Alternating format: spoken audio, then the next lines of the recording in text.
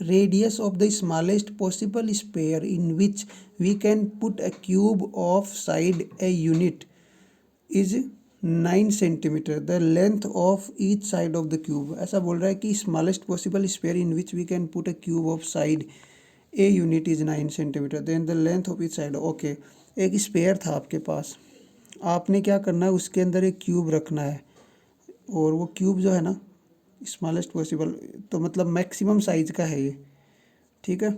यहाँ पे नहीं, ये मिनिमम साइज का होगा, क्योंकि उन्होंने बोला है ना कि मिनिमम रेडियस है, किसकी स्मॉलेस्ट पॉसिबल पूछा है जिसमें आप क्यूब रख सकते हैं, तो ये इन्होंने पूछा है। और बोला इन्होंने कि रेडियस 9 सेंटीमीटर है। अगर रेडियस 9 है तो ये लेंथ कितनी हो गई, ये लेंथ हो गई यहाँ 18। और आप ध्यान रखना, ये जो 18 है ना, ये आपकी जो बिगेस्ट डायमीटर होता है किसमें, क्यूब का बिगेस्ट डायमीटर इस तरह है। देखो मैं आपको 3D में बना के दिखाऊं। ये आपके पास एक क्यूब होगा, मान लीजिए आपके एक क्यूब है, ठीक है।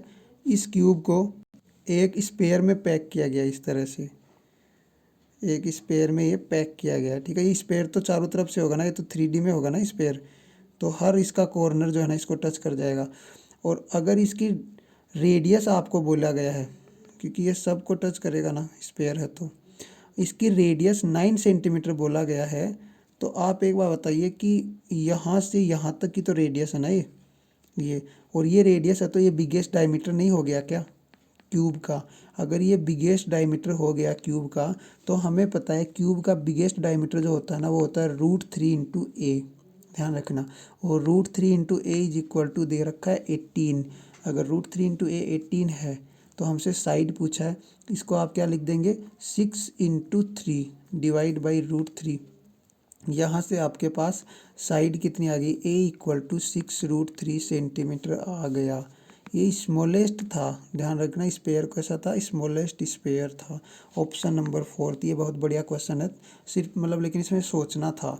एक विजुअलाइज करो अपने दिमाग में कि स्पेयर के अंदर एक क्यूब रख दिया अपन ने, और वो क्यूब उसमें कम्प्लीटली फिट है।